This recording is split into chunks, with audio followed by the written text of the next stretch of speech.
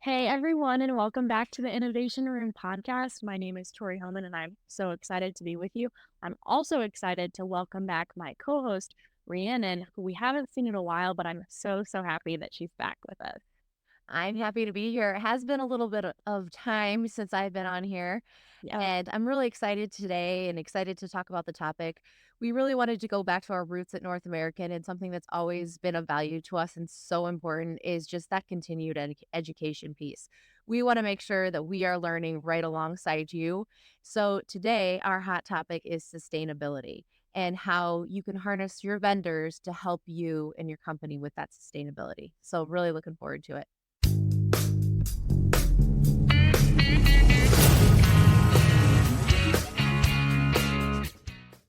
Okay, everyone, before I introduce our guest, don't forget to like, share, and subscribe to the podcast, or you can get the audio version wherever you find your podcast. And now, drum roll, please. I'm really excited to introduce our guest, Bryn. She is a senior FM with Cava. She's been in the facility maintenance space for over a decade. She's also a freelance writer, and she's published in a couple of different industry publications. And as if that wasn't enough, she's also an accomplished opera singer. We're not going to make her sing for us today, but it's just a really fun fact about Bryn. So, Bryn, tell us a little bit about how you got into the FM industry.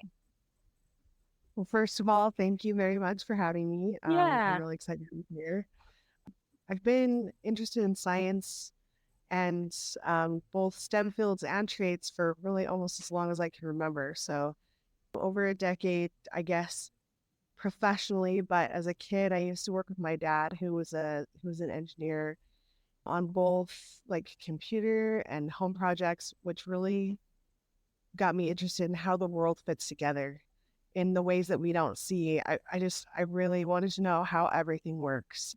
And as an adult, I think sometimes they say you marry your father, and that's sort of true because I went for someone who really helped deepen the love of learning about how things work. His technical acumen really helped me to dig deep and learn more about all sorts of things, including commercial kitchen equipment. So since we were married, basically we started buying equipment at auction and rehabbing and selling that. At the time, he was working for Xerox, also working on solutions for Xerox repairs, which was really cool. So, every time he would talk, I would listen and learn. And now I'm, professionally in an FM role, but we also do relationship building science experiments on the side. I got to help him build a hydrogen generator in our backyard, and that was amazing. And we then designed and built a fully U.S. sourced solar array for our mountain farm. We live in the mountains, so that was really cool and amazing, and just launched me into Wow. all things facilities and really loving how things work. That is so amazing. And Bryn, every time we talk, I it you amaze me. Just you're so smart. You're like, I'm in this like coding group, this coding moms group or something. And I'm like, that's alphabet soup, honestly. I don't know. It's truly mind blowing to me. It's in one ear and out the other on my end. I don't know.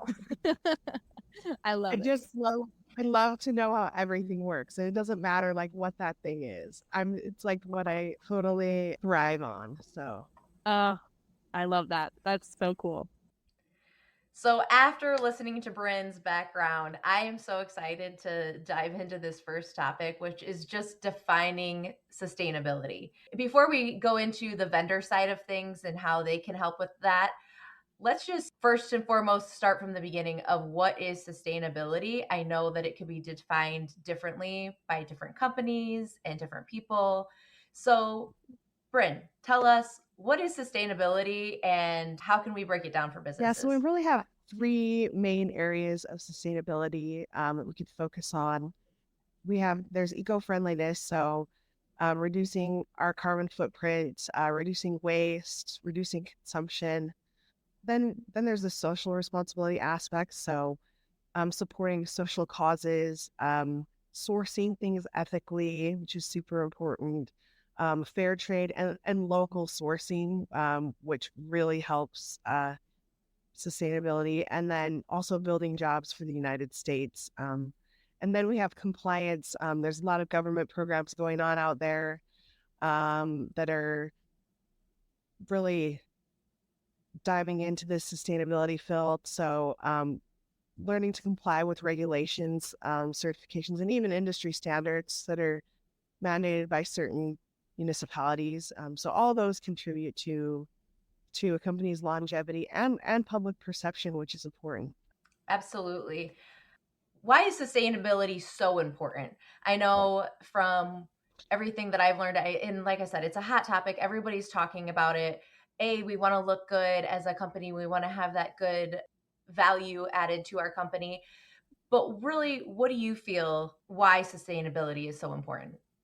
Why should we focus on that? It's all about the future. Like we all have Mhm. people we care about that are going to outlive us, and they'll have people they care about that are going to outlive us, and how we take care of the earth is important. What we pass on to our children, but also, how we treat the natural world and how that, how that longevity plays out is really critical.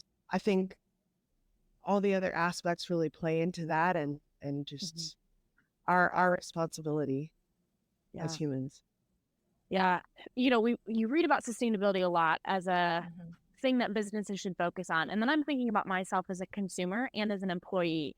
And, as a consumer, right? Like I'm super into skincare. Okay. So I like to Mhm. purchase skincare items from businesses that use sustainable packaging, that source ethically, that have recyclable packaging, things like that. I'm looking for as a consumer, but then also as an employee. And I'm sure that there's research to back this up, but employees, especially young employees, really want the companies that they work for to not just give them a paycheck and provide benefits, but they also want them to be into all these sustainability practices as well. And they want them to be a company that shares their values. And that's something that I Absolutely. value. As a manager, we deal with problems every day, and especially on my side and in your side, Bryn, in the facilities world. I mean, we're dealing with problems and problem solving daily. And I think it's different how we look at things now, because it used to be so much more, I just want to fix this problem and move on and not think about what the future consequences are and how that is going to affect those, coming up. And I mean, in the sign world, obviously, we're taking out all fluorescent and all old neon, and how that affects, the future of our companies that we work for. So it's really interesting in looking at that and stopping and saying, okay, really, what is this job that I do every single day and these problems that I solve every single day affecting, how are those affecting the next generation? Yep, I totally agree. So, Bryn, we talked about a few aspects of the sustainability and what is most crucial for companies. What do you think they should adapt to first when companies are really focusing on that sustainability topic? I feel like this is a really important question, and from my perspective, the human element is really what everything else hinges on and what everything feeds into. No pun intended, restaurant industry joke. Yeah. But for example, if we sacrifice ethical sourcing for a perception of eco-friendliness, aren't we then trading future lives for one that could be at risk now? And, we want to make sure that we're being responsible and valuing people living now and people living in the future as well. And a great example of this would be the use of lithium ion batteries. So many people in the United Mhm. States, and no fault of their own, are swapping out things like gas lawnmowers, or even in the restaurant industry, gas-powered catering vehicles for electric, because there's this perception out there that electric means eco-friendly.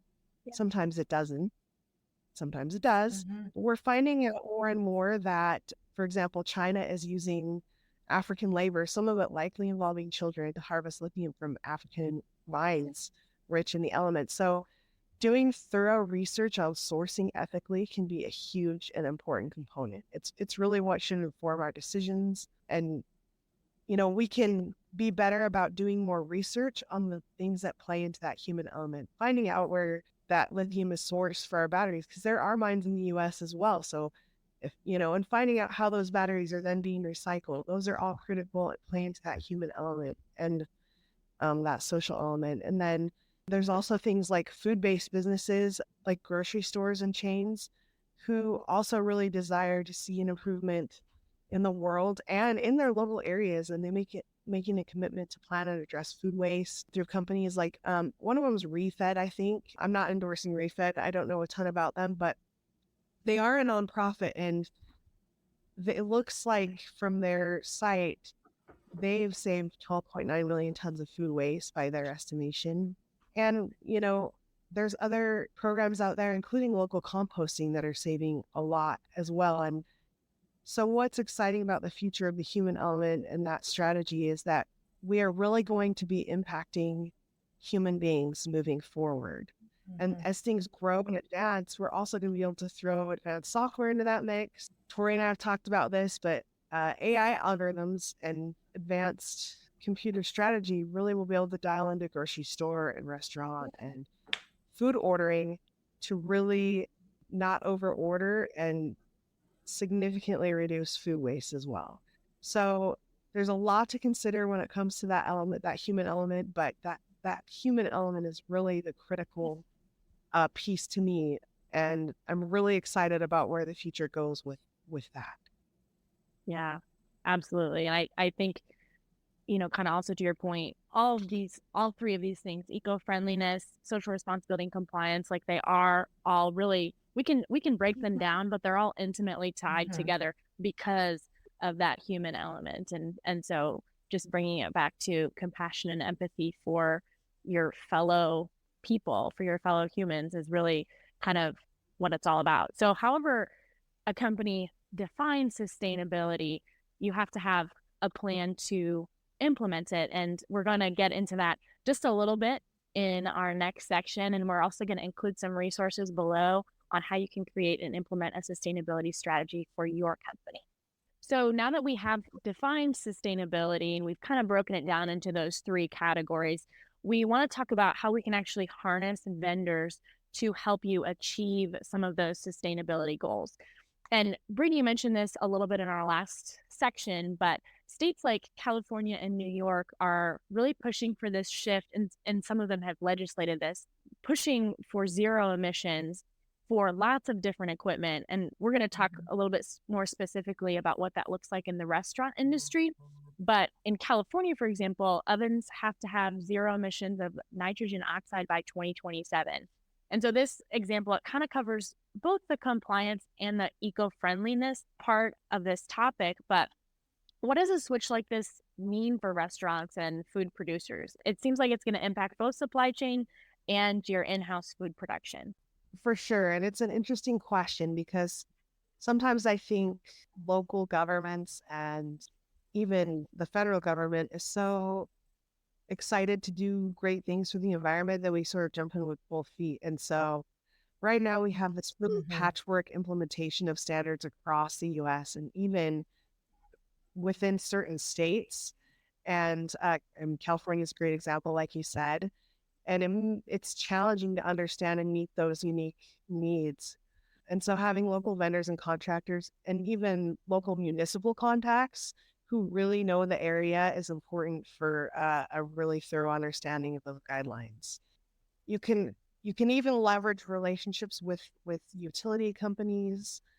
In California itself, Edison and SoCal Gas both have divisions that deal directly with rebates on sustainable equipment, which is great. So, having those vendors and contacts is super important. And I can tell you in the past, I've definitely been thankful for relationships with those companies and with local technicians who understand the area as well, because they're making recommendations on equipment in a store that's not only a good fit, but again, go back to the rebates in the municipality that help offset some of that cost of the capital spend due to the locality driving for that sustainable model. Restaurants in general, though, what I see is that a larger and high volume chains in the future may shift more toward a model where commissaries are commonly used and less scratch cooking in the kitchens of those stores.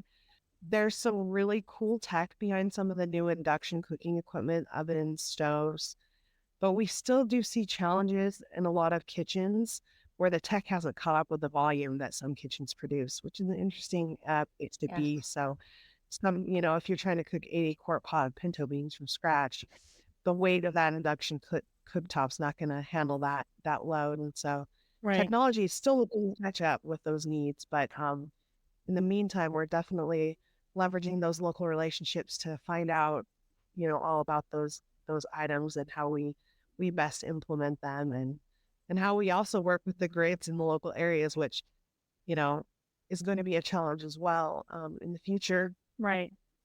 So I guess this is somewhat unrelated to our topic, but I do think it's an interesting question. If 2027, or I've heard 2030 is another year that I've heard kind of tossed around, do you think that that's a realistic timeline for some of these implementation requirements? For a lot of the larger chains, I think it is. When we're talking about small individual restaurants, that's going to be super tough. Mm-hmm. Yeah.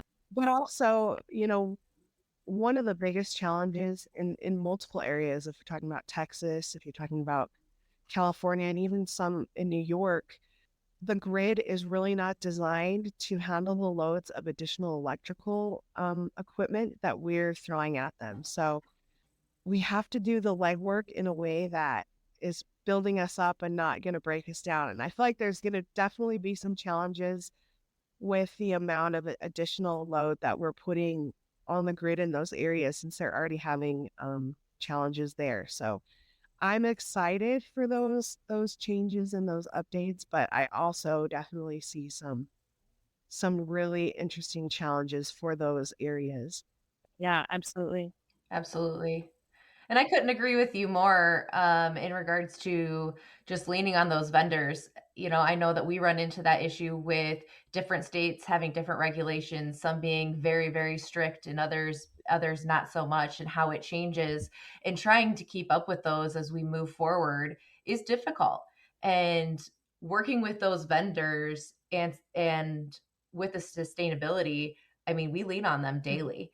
So what aspects of sustainability do you think are most improved with strong vendor relationships? So this is a complex question. I say that all the time, but really it is. But it starts at the beginning. So, from the design and build process, using LEED.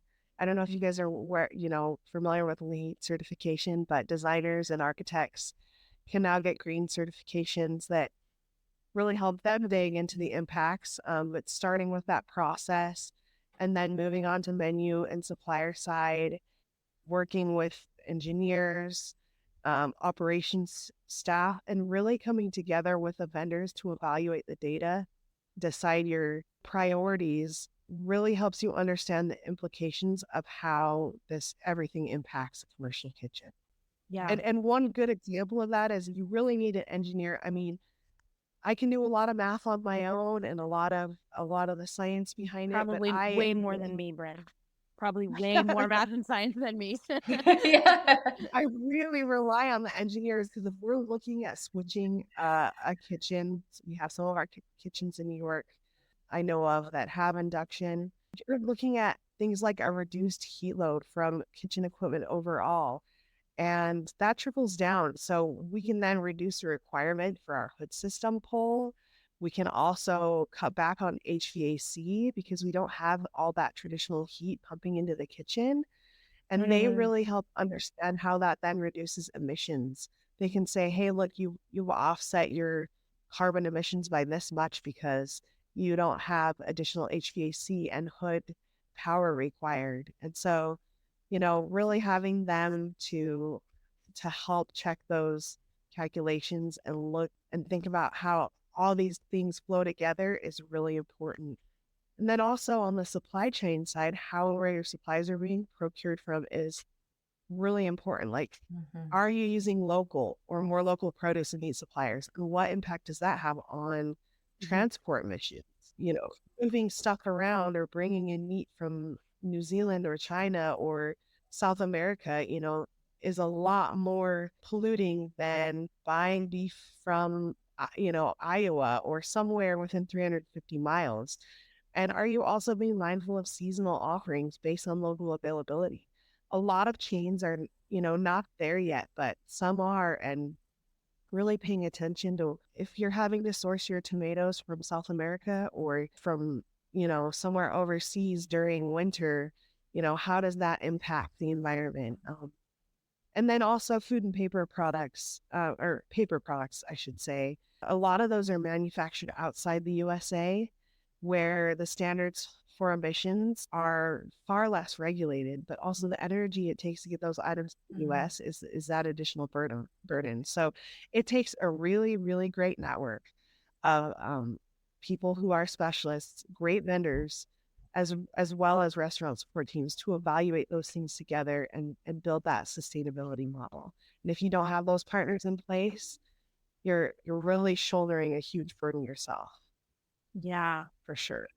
it really goes back to what you were talking about earlier, Bryn, of you have to do the research on who you're partnering with. And unfortunately, like, it's time consuming. It requires a really deep dive and asking about the nitty-gritties of their processes, but it's important work. And if you do it now, you save yourself the time when all of a sudden you've got not just California and New York, but you've got, Illinois and all these other states suddenly implementing all these things, and you're already ahead of the game if you do it now. Oh, for sure. And, I just want to thank you for, your insights on all of this. I said at the very beginning of this, our goal is to learn right alongside our guest. And believe me, I am for sure learning with everything that you are explaining to us. So last question to end this topic, including vendors. What does partnering with a sustainable company mean to consumers? Well, I think people vote with their dollars, right? So to me, what it means is, especially for those younger generations out there, is that the more sustainable you are and the more you can promote that, and the more people that are on board with that, the more that becomes a model for the rest of the companies out there. Because more than regulation, I feel like consumerism, especially in the United States, is going to drive where we go in the future. So, being on top of that and ahead of that and really communicating that to your consumer and to the people that you're looking to serve just really helps them understand how they're spending their money. And if you do it successfully, other people will see that success and they will take that model and they will run with it. And I think then, our collective social ambition will be to work toward that goal together instead of being divided. We're so divided anymore these days. And I think there's so many things that we can all agree on and connect on. And, caring about human beings it's at the top of that list. And so whatever we can do to drive dollars there and make it appealing especially for larger companies, and to see that bottom line also play into it just helps us all. That's so true. Wow. Bryn, thank you so much for joining us today. I really, really appreciate it. Is there any final thought that you have that you're like, if our listeners take away nothing else from this podcast, this is what I want them to know? Oh man, no pressure.